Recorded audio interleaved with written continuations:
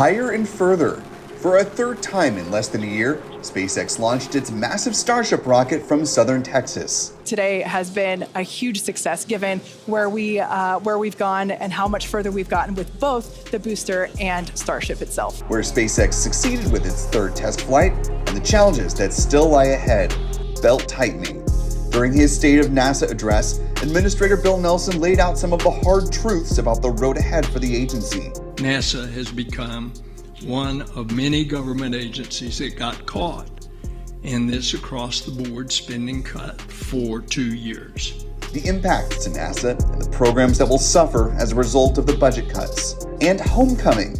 Dragon, splashdown. A group of astronauts return home after a year in space. We'll examine the state of the commercial crew program as Boeing's Starliner is getting ready to finally enter the picture. Joining us for insight and analysis are Marcia Smith, founder and editor of Space Policy Online, and Andrea Leinfelder, the space reporter for the Houston Chronicle. From the Spaceflight Now News Bureau at NASA's Kennedy Space Center, this is News from the Press Site. And liftoff of Artemis 1. We rise together, back to the moon and beyond.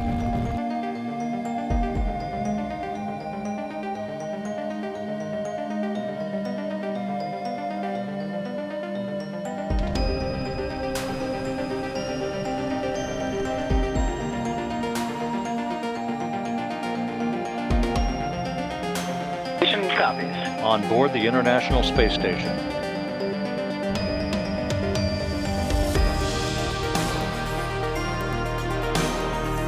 liftoff. Go Falcon, go Dragon, go Crew 7. This allows us to go faster and to have better technology.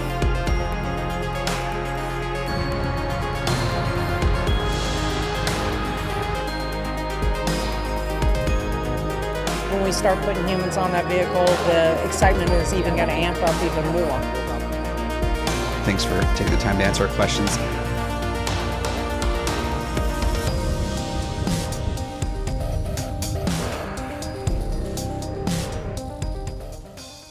Hello, everyone, and welcome to News from the Press Site after another very busy week of news on the Space Beat.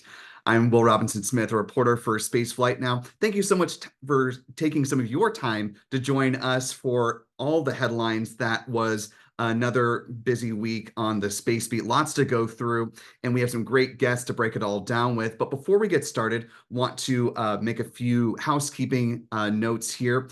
Of course, this is a live show, so if you happen to be watching live and you have a question that you'd like to ask either myself or one of our two panelists, be sure to use the YouTube Super Chat feature. We'll also be keeping an eye for some member comments, so we'll be sure to try to bring those in as the show progresses, and you can participate in what I'm sure will be a robust conversation on some great topics on the Space Beat. And without further ado, let's go ahead and introduce you to our panelists that are going to be breaking down the big headlines of the week that was in space. First up, we're joined by Marcia Smith. She is the founder and editor of Space Policy Online. She has more than 4 decades of work in the realm of space policy and is joining us from Washington, D.C. And we've been very happy to see her update all of us on the progress of the blossoming of the cherry blossoms. Marcia, thanks for coming back to News from the Press Site. Thanks so much for inviting me. Absolutely. And Andrea Leinfelder is the space reporter for the Houston Chronicle, our second panelist here. She's been with the paper for a decade and covers both NASA and the commercial space industry. Welcome back, Andrea. Thanks for joining us again. Another busy week down there in Texas. Oh, yes. Thanks for having me. Absolutely. And Texas is actually where we're going to start today, as if you're watching the show, you likely follow things on the Space Beat, and it comes to you as no surprise that all eyes have been on Texas, South Texas in particular, for this. Let's start with this clip. It's incredible to see how much further we got this time around. We had a couple of those ambitious objectives that you guys were just walking through that we're able to take advantage of while Starship was in outer space flying over our planet for the very first time. So that was just really incredible. Obviously, there's a lot to go through. Everyone always wants to know right off the bat what happened. Takes us a little bit of time. But I can assure you, as soon as we start finding things out, we're going to let everybody know. And I know everybody's going to be excited for the next one. And you've been listening to comments from Dan Hewitt, a commentator with SpaceX, talking about the third flight of SpaceX's massive Starship rocket, which of course lifted off from their Starbase facility. If we can go to the next video, Stephen, in the back, you can see some video of what it looked like as Starship took off for a third time on its integrated flight test here in this moment of liftoff.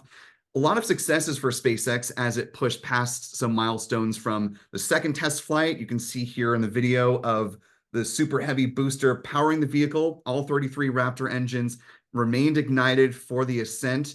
And we'll talk about some of the milestones that it crossed as we go on with this conversation. But Marcia, I want to start with you, and then we'll go to Andrea. Just first off, top level impressions of this launch and where SpaceX has come, in a relatively short amount of time when you compare it to other passages of a second to third flight of a vehicle. Well, certainly the way SpaceX is conducting this entire Starship campaign, where they launch and they fail and they launch and they fail. And so each time you can see progress. And certainly this flight, they obviously didn't nail every single objective, but they got so much further than they did the first two times. And it's a luxury that, NASA doesn't have. NASA doesn't have tons and tons of rockets just sitting there. I think that Dan Hewitt said there are 4 more of these just sitting back in the barn waiting to launch. And it's really just the whole campaign is so different than I think any of us is accustomed to. And so you can look at this third flight and see how much they've advanced since the first two. And, there's another one just waiting to go. And as Dan was saying, we all just can't wait to see the next one. Absolutely. And Andrea, you're in there in Texas, watching with all of us this third flight of Starship. We're going to get into the nitty gritty of what went right, what went wrong, and where they're going to go from here. But same question to you as to Marcia. What were your first impressions of seeing just how far they got in this mission? Yeah, I mean, it was crazy because it lasted so long. I had time to write an article and then keep waiting and then update the article, right? Like the last ones, the first one lasted 4 minutes. The second one lasted 8 minutes. This one lasted nearly 50 minutes. And so it's just like, well, in the internet world, that's forever. So you had plenty of time to get something up, wait to see what happened, get something up, wait to see what happened. So it was the length of the text was really cool. And also the imagery, right? Like being able to see a Starship as it's like, re-entering and getting those images from the Starlink satellite. I thought that was really neat as well. Yeah, and to that point of the images which you're seeing there just to the left of Andrea, we've seen a lot of renderings of re-entries of vehicles and, discussions of, what that plasma effect will look like.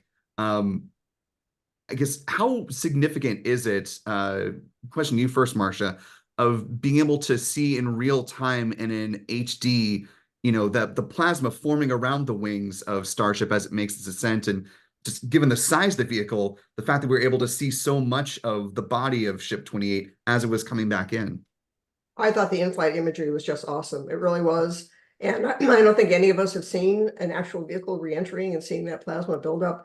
It was funny there when you sort of seeing it shifting back and forth, and they finally said, well, the camera's on the little wing up there. And that's because I was getting a little seasick there.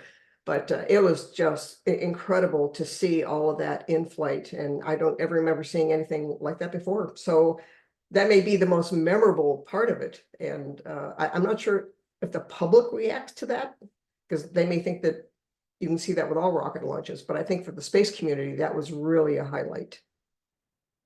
And Andrea, you mentioned the fact that they had some Starlink antennas that were on board with the Starship vehicle. I mean, not only was this a key demo for the Starship program itself, but also almost a bit of an ad for Starlink and its capability to sort of pierce through the intense heat and the speed at which it was traveling.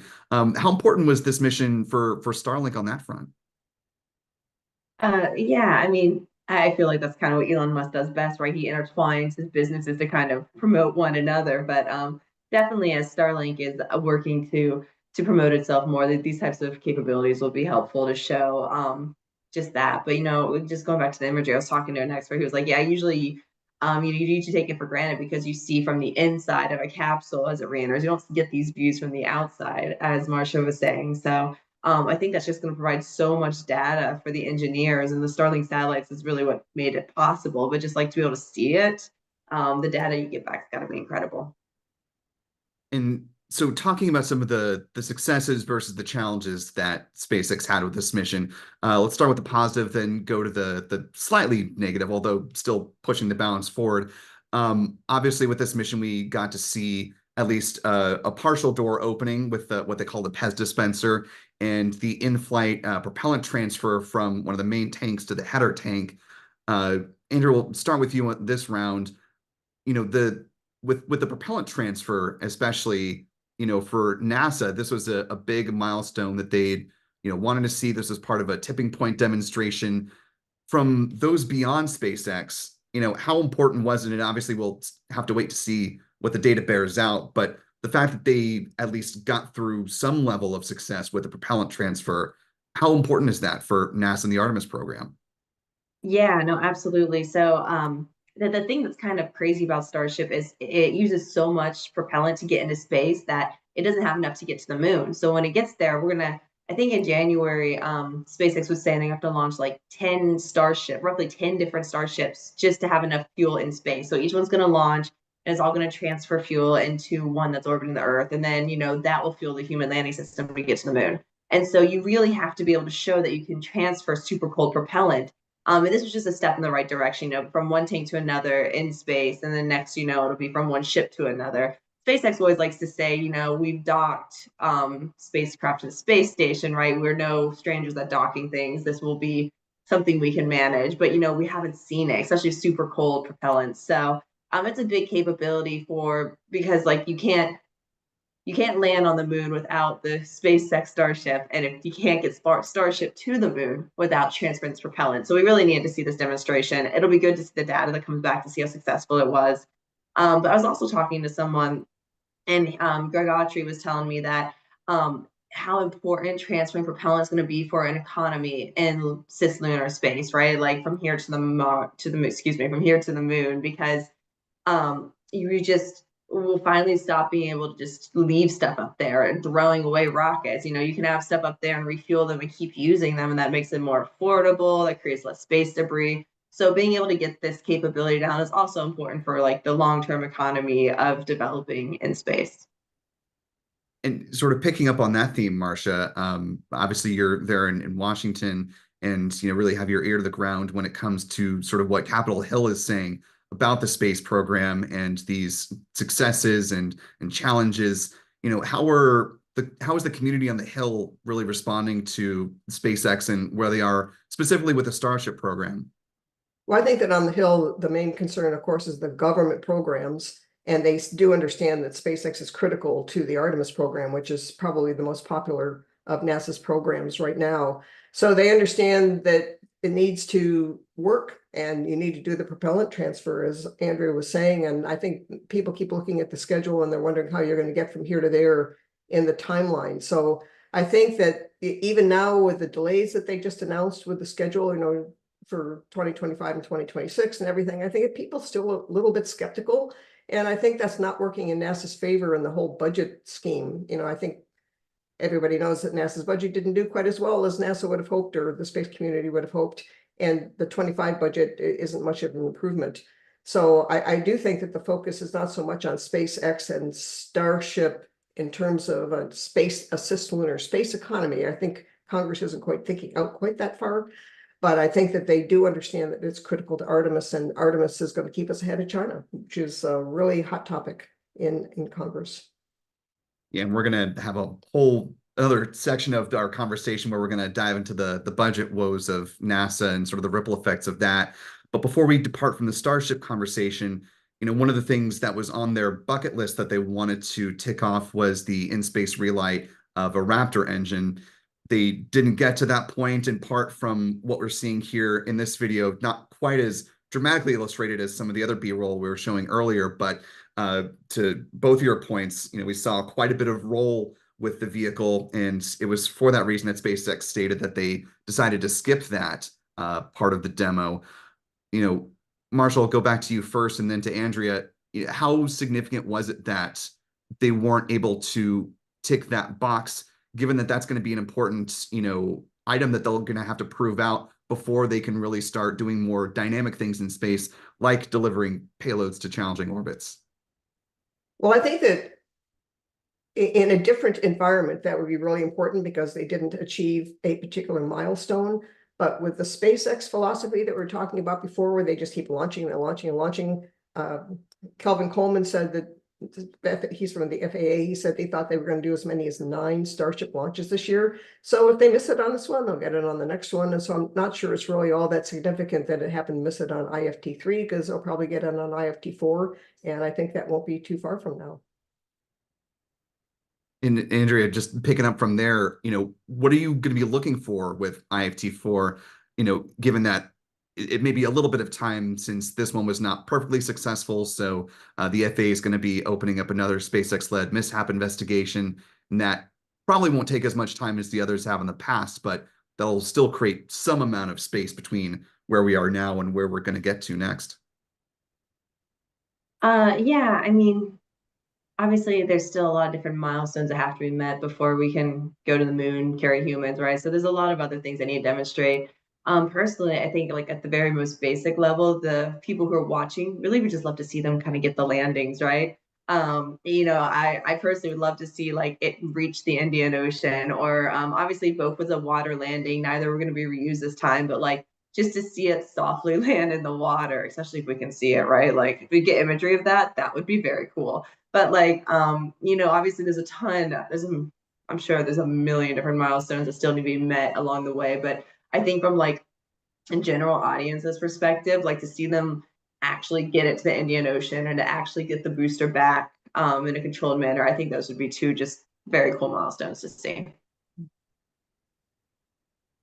Well, certainly lots to watch for in the next flight, and I'm sure I'll endeavor to try to make it down to Boca Chica for one of these launches. But as you mentioned, could be up to 9 this year. Certainly with the latest approval from the FAA, it seems like they're on track for at least 5 more. And Dan Hewitt had 4 more boosters behind him, so it seems like the hardware is pretty far along. Want to pivot to the next part of our conversation, going back to a point that Andrea, you were making, that Marcia, you were making about the budget and some of the considerations from congressional lawmakers. Let's go to this sound from Bill Nelson first, from earlier this week. We are, as I say, not only bipartisan, we are nonpartisan.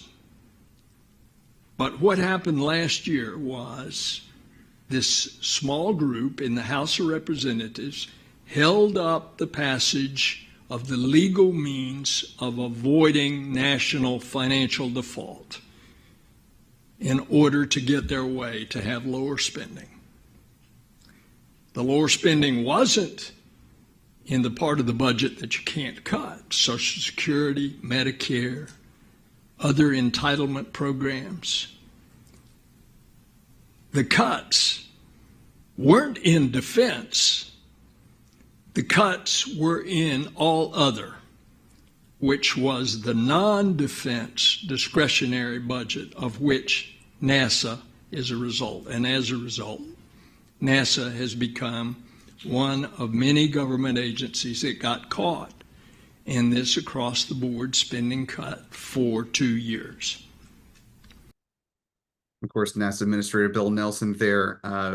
Bit of a long clip, but important, I think, to hear the full context of where NASA is as far as the impacts of both the FY24 and the recently announced FY25 budget, which, the FY24 one is more closely in line and I think a little bit down from where FY23 was. And so starting with you, Marcia, since you're so thoroughly involved and have had excellent reporting this week on the budget, as you have as well, Andrea. So I'm glad to have you both with us for this conversation. But Marcia, to you first, were you surprised start with the top level of where we are now, to hear some of the comments from the administrator and some of the other leaders at NASA of how they're facing this challenge, and what was your overall take from the state of NASA this week? I think that Nelson was spot on, and I think he was right to try and convey to the NASA workforce and all the NASA supporters that this wasn't something targeted at NASA. It's not that they don't like NASA. It's that the way the budget is structured and the way the cuts are coming down, it's in this small part of the budget, non-discretionary, non-defense discretionary spending. It's the smallest wedge of the budget pie. And they are the ones bearing the brunt of this. It's not just NASA who's getting cut. And, this cut is below 23, fiscal 2023, and that does hurt. So usually agencies, when they are under a continuing resolution, they're stuck at their current level. And so NASA's been stuck at fiscal 2023 ever since October 1st because they haven't been able to get a budget done. And usually agencies are just waiting and waiting for that to get over with so their budget can go up a little bit because, Biden asked for like a 7% increase. And instead, this time they waited and waited and actually went down. It's even less. It's 2% less than they had in 23. So that's really hard to cope with in any kind of a research and development agency where these programs stretch out for years. You can't just turn them on a dime. And so, it's a struggle to try and cope with this and decide what gets to stay and what has to go or get delayed or whatever. And, it's not that agencies and NASA haven't had to do this in the past. There are other times when there have been budget cuts, and I think NASA's trying to put the best face on it that they can. Thinking back 10, 11 years ago to 2013, I think it was, when they had the sequestration, which was a really hard budget challenge for them to deal with. And it was really bad for a couple of years, and then finally things got better. And so I think that's the approach they're taking. And, I can't suggest a better approach for them to take considering the circumstances. So they're just going to have to, try and struggle through these couple of years and hope that, like it did in the latter part of the last decade, that things do get better. But they've got to make some tough choices right now. And Mars sample return certainly is the biggest one, and deciding how to do that. It's interesting. You think back a decade ago, and there was another big kerfluffle, I'll call it, about Mars, because we were going to have this Mars campaign based on the decadal survey that came out around 2010, and we were going to have this big program with ESA and everything for sample return, and it fell apart. And now we are right back in the same situation again a decade later. So it's very disappointing, and I think that Nelson is right to put it in the context that it's not targeted at NASA. It's not that people don't think that NASA is important. It's just that NASA is in this smallest part of the budget, and it's the one suffering the cuts. Yeah, and picking up on the Mars cue there, Andrea, in your recent reporting, you mentioned that the Johnson Space Center has been spared a number of the cuts, and a big question mark for all of us is what the budgetary decision is going to be for Mars sample return.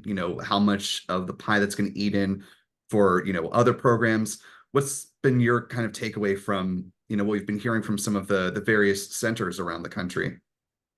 Yeah, so I spoke to Casey Dreyer with the Planetary Society, and he kind of put it like very, very plain. Like, right now, you'd rather be a center associate of human spaceflight than with science, because everyone is on board with Artemis, and that's getting most of the love. And so, like, if you're associated with human spaceflight, you're doing. Like, a lot of those projects were fully funded in the request, and it seems like most of the shortfall came from the Mars sample return, which obviously led to layoffs at at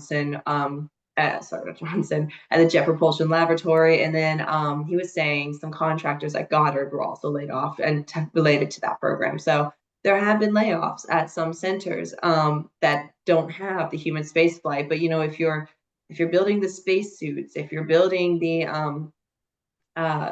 human landing systems, or the CLIPS, just the robotic landing systems for the moon, if you're building commercial space stations, all of these are moving forward. And that's just because there's definitely a lot more political will around Artemis. If you think about it, that program survived presidential transitions when pretty much nothing else went from Trump to Biden except for NASA's Artemis program, right?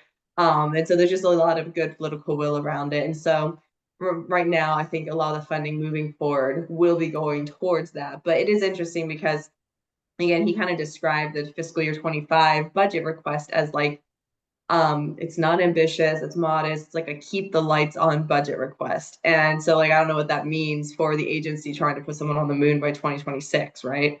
So we'll have to see how all that shakes out. But right now it seems to be better to be have a program tied to human spaceflight when you're fighting for a smaller piece of the funding pie. Well, and speaking of the pie that's left, Marcia, you had some reporting about, some of the Venus-bound probes that are, potentially getting scaled back, some that are, a little bit more precarious state. You talk about Da Vinci first and then Veritas and sort of where those have fallen on the chopping block for folks that may not have been following the science briefing from Dr. Nicola Fox earlier this week. Well, it's kind of ironic, actually. So last year, so Venus has been a planet with very little love for several decades. We haven't really sent anything to Venus for a very long time. And so NASA actually selected 2 Venus missions, Veritas and Da Vinci. Veritas is run by the Jet Propulsion Laboratory, Da Vinci by Goddard Space Flight Center. And that actually is the program that Lori Glaze was working on before she moved to headquarters. And so it was just great because, we finally had these 2 probes. And oh, by the way, Europe is doing its own Venus probe, Envision. And so these probes, they're all looking at different aspects of Venus. But last year, there was a budget problem having to do with a different mission, Psyche, that got delayed. And so they needed more money for it. And so they had to pick a mission that was being funded at JPL, just a mission. And Veritas turned out to be the mission. And it was the one that got caught at that time. It wasn't doing anything wrong. It wasn't overrunning. It was just a mission that wasn't as far along in development. And so they needed to take the money from something, and they took it from Veritas. And so the Veritas community started this campaign with Congress to try, and what NASA said was they were going to launch it no earlier than 2031. It was a 3-year delay. And so the Veritas community tried to get Congress to tell them to move it up to get it launched by the end of the decade. And meanwhile, Da Vinci was moving along. So what they've done this year is they said, no, we're still going to do Veritas around 2031, but we're also going to delay Da Vinci. So now you're going to have not just Veritas and Da Vinci, but Envision, all of them going at about the same time in 2031 to 2032. So it's going to be, a bunch of riches all for Venus all at the same time. But at least the Veritas community did succeed in getting some attention and getting some money back for what they want to do. But, it's one of the good news stories for Veritas because a lot of other programs are not doing well at all. We could talk the entire program about the things that are not doing very well. Yeah, it's a unfortunate state of affairs that we're in right now. And, just, I guess, closing out this part with what Administrator Nelson said, that, they're hoping to, work hard and keep their, heads down and focused on what they're able to get to and, fight for as much as they can in the FY26 budget when hopefully there's not quite as much of a hunger for budget cuts. Before we entirely pivot away from the budget part of the conversation, Marcia, you also had some reporting on the status of the Space Force budget. I wonder if you might be able to fill us in a little bit on sort of that outlook and how the Space Force is faring, with all these budget considerations.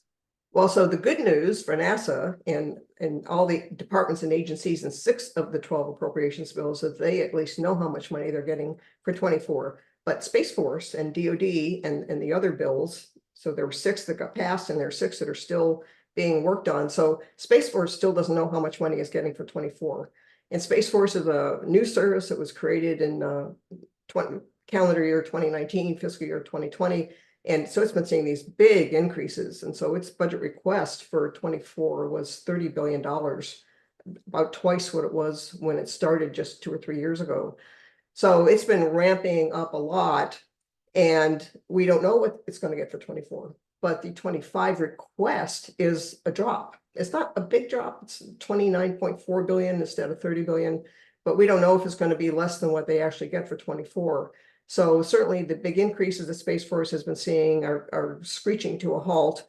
And, Space Force is taking it philosophically, and they're saying, one of the reasons that it's not, they're saying one of the reasons it won't matter so much if it goes from 30 to 29.4 is because a lot of their funding is dependent on timing. So when do they need launches? They need to buy, they've got 2.2 billion, I think, in there for 11 launches or something, but there were 20 launches the previous year. So that's one reason they don't need quite so much money. So it's all about the timing of that and the timing of the development programs. So they're also putting a good face on it, and they're saying, if they get the 29.4 instead of 30, that they're still going to be okay.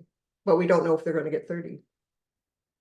And Andrea, to bring you into this part of the conversation and to close us out on the budget chat part of News from the Press site, I guess what is your take on the slight proposed drop for Space Force, and what that might mean moving out as we're approaching, I think, in the next month or so, when we might get some announcements on phase 3 for national security space launch missions, and they've got a number of ambitions coming up in the next couple of years. Yeah, I'm gonna bow out of this one because Space Force is not very present in Texas, so I kind of follow them at a loose level. But yeah, I mean, it's just interesting to kind of watch that grow. And personally, I have people I know who are in the Air Force, moving to the Space Force, so it's just like interesting to see that world growing. But I'm sorry, I've not followed their budget very closely. That's quite all right. It's a very specialized part of reporting, and not all of us, including myself, are as deep in the weeds as fortunately Marcia is. So we rely on her for keeping us all in the loop on some of that. And as we are now at the bottom of the hour, do you want to pause and pivot? If you're just now joining us here, you're watching News from the Press site, live and in motion. If you'd like to add your voice to the conversation, you can use the YouTube Super Chat feature here on YouTube, or if you're one of our channel members, you can also leave a comment or a question, and we'll try to bring you in as long as it's appropriate to be read before we continue on. And as we are going to move to our next topic, before we do, want to pause and move to the rocket rundown. Stephen, if you can pull up those slides and we can look back at the week that was in spaceflight. Obviously, the biggest suborbital launch was Starship, but we do have a few orbital launches to talk about here, and some interesting failures, which we'll get to at the back end. First up, though, was SpaceX. Not a terrible surprise for those of us who watched the launch market. They launched the Starlink 6-43, another batch of 23 Starlink satellites, on March 10th, heading up to low Earth orbit from Slick 40 here at Cape Canaveral. That was followed up by a West Coast launch, this time the Starlink 7-17 mission, another batch of 23 Starlinks heading up from Vandenberg Space Force Base. After that, we moved down to New Zealand for a Rocket Lab launch, an Electron rocket, their 45th, as a matter of fact, sending up a Strix 3 satellite, SARS satellite, synthetic aperture radar that's able to observe the Earth both day and night, and irrespective of the weather. And happened on March 12th, again, launching from Rocket Lab's pads in New Zealand.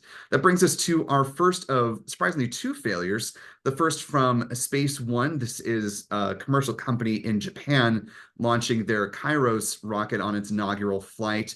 It made it up just about 5 seconds off the pad before you see the explosion here, and the first stage fell back to Earth. So lots of work to figure out what exactly went wrong and see them get back to the pad. But you had folks from around the world, including Japan's own iSpace, which launched the Hakuto R rocket aboard SpaceX Falcon 9 back in 2022, saying, it's a challenging thing to be in the commercial space, and, keep your chin up. There's more launches to come. Finally, we had another launch from China this time, a Long March 2C rocket, which had a failure with its upper stage, rare departure from what has been a fairly successful rocket program. This one sending a couple of satellites, the DRO A and B spacecraft, that were bound for lunar orbit. We don't exactly know at this point where in their flight they may have made it to. We're hoping to learn a little bit more about that as the weeks go on.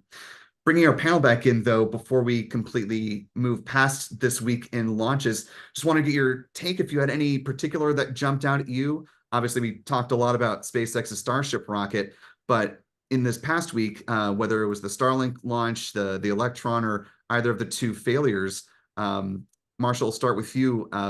What was your impression of this week's launches? Oh, I think the Starship launch sort of overwhelmed all of the others. I'm not sure I was paying much attention to all the others, to be honest. And Andrea?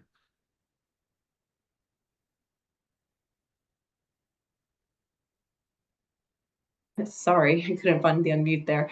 Yeah, no, I mean, Starship definitely took all of my attention. Anytime we have a Texas launch, which isn't very often compared to Florida, that steals all of the attention here.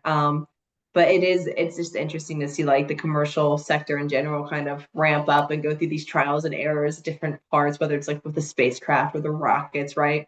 It's nice to see other countries also not just having US countries do commercial launches.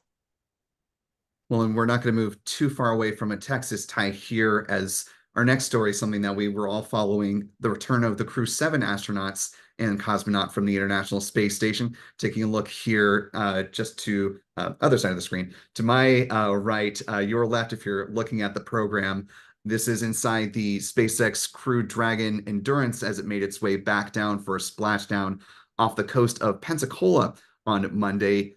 And this was wrapping up their time, spending a little more than 6 months on station. Andrea, I'll start with you on this one. You know, this is the 7th crew rotation mission for SpaceX. They have their 8th currently on station. They're in the process of training Crew 9. We're going to talk a little bit more about Boeing's Starliner, but just your general thoughts about where SpaceX has come in the commercial crew program so far in, you know, just a relatively short amount of time, just a few years. Yeah, no, I mean, I was at the Bob and Doug launch in 2020. So it's kind of crazy to see, you know, this is the 7th rotational launch, 8th launch for NASA when you include Demo 2. But then there's also been all of these, not all of these, but, you know, there've been the Axiom space missions. There was the Inspiration 4. So like SpaceX is routinely launching people. So that's cool to see. It's kind of becoming like just expected now, right? It's like, oh yeah, if there's another launch of SpaceX, got people on it. So it's really cool to see that. But yeah, this crew in particular came back, and you know, I just love how international this crew was, right? It had an American, a European, a Japanese, and a Russian, and so it was just very international, which I loved about it. And it's always fun to see kind of like these first time flyers get the chance to go up there too. So those are kind of my main takeaways from this one. But yeah, it's just you know, SpaceX is launching people rather routinely now, and that's fun to see. Yeah, and Marcia, we were talking about, you know, obviously the return of Crew 7, but Crew 8 is going to have some unique abilities to see some, you know, quite a suite of traveling vehicles. You know, you got Dream Chaser on deck, which we'll talk about in just a little bit. Obviously, the Boeing crew flight test. You know, given the history of the space station, I wonder if just your thoughts on where we are in this program and just how many vehicles are, you know, moving back and forth between station, and, you know, the importance for the experience for the NASA astronauts to get to see and interact with all those vehicles on orbit. Yeah, it's really quite remarkable. I think it was Joe Montalbano who made the comment about how, no, maybe it was the crew, I can't remember now. Someone was commenting that their launch got delayed because they didn't have a docking port. So, I mean, it's just miraculous almost that after all these years of the space station, I've been up there for 25 years, permanently occupied for 23 years, and now suddenly it's getting so busy. And it's not just the government astronauts going up there, as Andrea was saying, it's all the, we'll call them non-professional astronauts. I'm not quite sure what to call some of these people. We were calling them private astronauts for a while, but if they're from another government space agency, I'm not sure they're private. We have to work on the lexicon for what to call all these people. But it really is a sea change, I think, for the space station to have such a demand for people to go up there. And, you know, NASA waited a long time before they really got on board this whole idea of having visiting non-professional astronauts. Russia did it from the beginning, and NASA thought, well, that's really, you can't do that. And then suddenly in 2019, they changed their mind and now have a pricing policy for how much you have to pay if you're going to stay up there. So it's really been a dramatic change. And of course, it's at a time when the space station is coming to an end. You know, maybe it won't be 2030, maybe it'll be 31, we're not quite sure. But it's really just ramping up. And I think I think Andrea brought up the commercial space stations that are in the budget right now, and or maybe you did, Will. But I think that I'm not sure that the budget requests, getting back to budget, supports the pace at which these companies are going to need to be developing their commercial space stations without losing all this enthusiasm that is suddenly building up, thanks in large part to SpaceX and the fact that Crew Dragon can take anybody up there who's got the money. So I think it is a real sea change for space station, and it's a sea change for humans in low Earth orbit. And there's an opportunity here for commercial companies, but they're going to need some support from the government. So with all the enthusiasm about Artemis, one would, and even human spaceflight may be dominating what's going on at NASA right now, but one might hope that they don't lose the lock on the need for getting these commercial space stations up there to carry on what ISS is doing. Yeah. And if I can add on to that, I was at Please. the astronaut graduation last week, I think it was, in group 23. And, they called them the flies. And so I spent my time asking all of them, like, why are you called the flies? And, they're like, well, class before us named us and they were frogs and frogs eat flies. So maybe it was that, or, we're the COVID class. So maybe, this dropping like flies. They had like all these maybe reasons, but like the one they all rally around is, we're going to have more opportunities to fly than anyone else, because like they've got right now, you can fly on the Soyuz, you can fly on Crew Dragon, but we've got Orion coming up, we've got the Starliner coming up. Pretty soon you can go to International Space Station or commercial space station or the Gateway or the Moon. And so it's just kind of interesting to think about how all of that's affecting the NASA astronauts too, because now you're not just like Apollo, you just go to the moon. Shuttle, you just go to the space station. There's like all these different options to fly on. So it's kind of fun to think about as well. Did any of them, Andrea, mention if they were David Cronenberg fans, if they were pulling from the film The Fly as inspiration? No, so I guess I only got to talk to the graduating astronauts, and they only hear secondhand what the class ahead of them decided to name them. So I think that's where the confusion lies. It's like, oh yeah, why are we calling you the Flies? But no, I didn't hear that one. Fair enough. Well, we brought up the Boeing Starliner spacecraft, so obviously we're now on the cusp. It was supposed to launch in April. Now it's pivoted to May, going to Marcia's point of, playing a little bit of Tetris with the available ports on the space station. But given that we are, going to have an opportunity to hear a lot from the program leaders from Boeing and NASA on the commercial crew program side, the astronauts themselves, Sunny and Butch, who are heading up there a week from today, and get some updates on how they're feeling, the progress of everything. Andrea, to you first, and then to you, Marcia. How are you feeling about where we are with the Starliner program? I mean, it's been years in development and quite a number of setbacks. Do you think May is going to be the month, or are they finally ready for this endeavor to fly humans to the space station? I'm done guessing the launch dates of rockets. I am out of that business. I have no idea if May is going to be the month or not. But it's definitely, I think everyone is very eager to see Starliner fly, because obviously the whole point of this was for redundancy. So if something happens to one or the other, we can have multiple ways to get to space, right? Obviously Crew Dragon's been very reliable, and it's a good thing we had two, because Crew Dragon has been flying for 2 years, no, 4 years. So 4 years. It's been 4 years. Okay, Crew Dragon's been flying people already.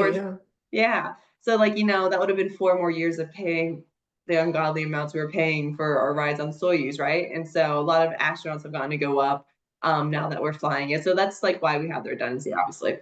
But I think everyone's really eager to see this option to go up. But I think the question mark will just be, after the International Space Station is retired, where Starliner fits in, if it's as affordable or as desirable for these commercial stations and launched as often. So that's kind of where I'm thinking longer term. But I hope May's the time they launch. I think we're all really eager to see them get into space.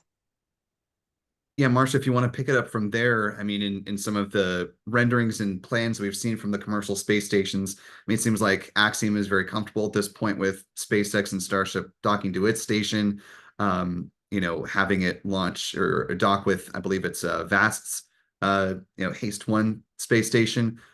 I think Starliner fits into Blue Origin's orbital reef, but, to Andrea's point, how do you sort of see it in a post-ISS world of where Boeing may take this Starliner spacecraft? Well, it's probably going to come down to price. That's what commercial is all about. And so if Starliner can offer a lower price than SpaceX is going to be charging for Crew Dragon, then they may have a market there. But I agree with Andrea. It's been a long time coming. and they still have to prove themselves. And Boeing as a company is under a lot of pressure right now, not because of spacecraft, but because of aircraft. So they have a lot to prove as a company, that they know what they're doing technically, and that they are making certain that their technicians put bolts in the right place. And it does apply to spacecraft as well as aircraft. So they have a lot to prove. And if they can prove that Starliner is as reliable as Crew Dragon, then I think that they would be in the running to service these commercial space stations. We'll certainly be keeping our eyes open and ears to the ground for all the developments from Starliner as we come up on those briefings a week from today. And unfortunately, somehow we are already almost at the end of our hour together. But before we go ahead and wrap it up, I do want to talk about one more spacecraft that's going to be heading to the ISS very soon. And that is Sierra Space's Dream Chaser space plane, which we just got an update earlier today, noting that it is going through its thermal vacuum testing. And as Sierra Space noted, this is the last step up there at NASA's Armstrong in-space propulsion facility in Ohio, before they go ahead and ship it down here to Florida. Another spacecraft we've been years in the making, waiting for it to fly. So Marcia, first to you, Dream Chaser is almost here. It's going to be another flight of ULA's Vulcan rocket. What are you looking forward to most with this flight, and what are some of the key things to watch for? Well, of course, we have been waiting for this for a long time for Dream Chaser, and they wanted to be one of the commercial crew vehicles, and they did not win that contract. So they did get in as commercial cargo. And I think that, I'm waiting to see how it works out as commercial cargo, and to see if there is this market that, for commercial space stations in the future, if they might be another contender for this. Because I think they still have plans to make this into a human space flight, not just for cargo. So this is the first step, and we'll see how it goes for them, and hopefully it'll work out. It looks like a small space shuttle, so I think it's going to bring back some memories for those of us who are around in the shuttle era. I do know it's been, 13 years since shuttle flew. Is that right? 2011 was this last flight. So there are all these young people who only know the space shuttle from history books. But for those of us who remembered it in real time, I think it's going to be really fun. Yeah, Andrea, the era of winged spacecrafts, going up to the space station is, almost upon us again. Do you think that'll have, a market, to Marcia's point, sort of an additional impact on sort of the zeitgeist as far as space is concerned? Having a spacecraft that not only is going to be able to land in the way that shuttle did, but also, they're configuring it to land at commercial airports, like in Huntsville, Alabama, for example. It's been cleared to be a receptor of, Dream Chaser spacecraft down the road. How important is that for sort of the grander conversation and engagement? Yeah, I mean, I'm excited to see a winged spacecraft again, right? It brings back those warm fuzzies, but it's also just more variety. I also, as Marcia was saying, I love that even though they didn't get the commercial crew program, like you would have thought that could have killed the company, right? But they've managed to keep developing, and so it'll be really exciting to see it launch and like to keep going. And the only other winged spacecraft we have right now is that military super secret plane that kind of goes up and stays up forever and comes back down. So it'll be really cool to see this. I think long term, we need to see how it does at cargo before we start talking about putting people on, because those are obviously two very different things. But I still talk to a lot of people who are like, if we're gonna make space travel more like ubiquitous, winged vehicles are the way to do it, because they land more gently, right? It's a softer ride. It's more comfortable for people. And if space tourism becomes a thing where it's not just like the ultra rich, and you want to take people of all different types of health and abilities, winged vehicles just provide a lot more comfort coming down. And personally, I get seasick, so the idea of bobbing around the ocean waiting for someone to come rescue me for a while makes me like kind of queasy, right?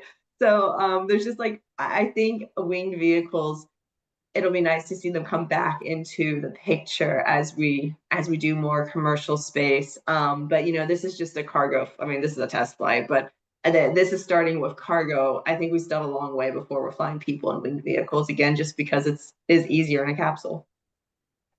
Yeah, and I know Sierra Space certainly has those crewed space ambitions, and they have not put that, fully on the back burner. It is in development, but it'll be some time before we see that launch with people on board. Although they have started exploring the Japanese market as far as the commercial cargo side. So another opportunity perhaps for the folks at JAXA to get some of their cargo to the space station as well. Well, we are unfortunately at the end of our hour, but before I go ahead and let you go, Marcia and Andrea, do want to ask you, as we wrap up with every show, of what you got your eye on for next week, starting with you, Marcia, and where can people follow and find your work? Well, for next week, for me, I think the big thing will be the House Science, Space and Technology Committee hearing on NASA's space science program. And, obviously NASA is very popular, and the authorizing committee wants, I think, to highlight what's going on with the science program because it was hit so hard in the budget. But I just need to remind everybody it's an authorizing committee, not an appropriating committee, so it doesn't actually have any money to give to NASA. But it is nice that they're going to be highlighting this, and they got a great witness lineup. So I'll be following it, and you can follow me on my website, spacepolicyonline.com, or on X, formerly known as Twitter, SPCPLCY online. I couldn't get the whole thing spelled out, but it's basically spacepolicyonline.com. Perfect. And Andrea? Yeah, so honestly, we're all gearing up for the eclipse here. So with all sorts of eclipse coverage that I'm working on is that April 8th total eclipse cuts through much of the state. So I think that really is my main focus. I actually just had to look at my calendar because this week has been so overwhelming. I think eclipse, I don't have any other dailies I'll be chasing. But if anything pops up, it's a very busy time, a very exciting time to be covering space. You can follow me on X, _Leinfelder. I'm on LinkedIn, I'm on Facebook. I kind of share everywhere. You can also find me at HoustonChronicle.com. Absolutely. Well, Andrea, Marcia, thank you so much for spending part of your time with us. Really appreciate it. And hopefully for all those that are in the path of totality, I wish you all clear skies, and be sure to wear your special glasses, because you don't want to stare at an eclipse, even if it's, at complete moment of totality, still not safe. Got to wear those safety glasses. Thank you both for joining us. Thank you so much. Bye-bye. And that'll go ahead and do it for us for another week from News from the Press site. Really appreciate all of you spending part of your Friday getting caught up with a very busy week on the Space Beat. Before we go ahead and close things out, I do want to remind you that we do have potentially another launch on deck for tonight. We can go ahead and bring up this live view of Pad 39A here on Florida Space Coast, where you see a Falcon 9 rocket and a SpaceX first stage booster preparing to launch for a 19th time. This is going to be one of SpaceX's flight leaders once it does leave the ground. SpaceX ran into a little bit of headwinds with the support arms on the transporter erector, but given the fact that they brought the vehicle upright again, as it was horizontal for most of the day, it appears that they may have gotten past those issues. And so be sure to join us right back here for live launch coverage about an hour out from liftoff. We're currently tracking a T0 time of 7:57 p.m. Eastern. So be sure to join us back here for our robust live coverage. And I want to thank the people that have helped support this show. First of all the moderators in the live chat for helping keep the conversation lively and robust. Stephen Young behind the scenes doing all the technical aspects of the show. Our Adam Bernstein has been working hard on his way back from Starbase from some exhausting but excellent coverage of IFT3. And most importantly, thank you for spending part of your time getting educated on all things space with some great voices that cover it on the daily. For all of us here at Spaceflight Now, I'm Will Robinson Smith. Be good to yourself, be good to others. We will see you next time at Astra.